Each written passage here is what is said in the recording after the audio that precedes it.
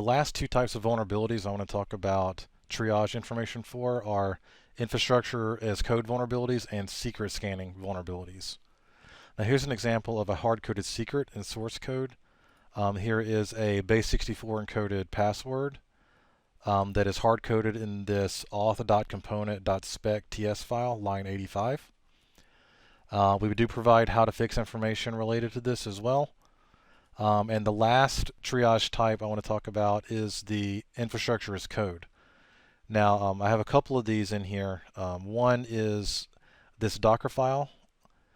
This Dockerfile is using an insecure source image, which can be a very bad thing. So you can see it's using an insecure Buster source image. And there are some other things like this bootstrap .sh file has a privilege escalation problem because the file system is not mounted as read-only, so it could lead to privilege escalation issues.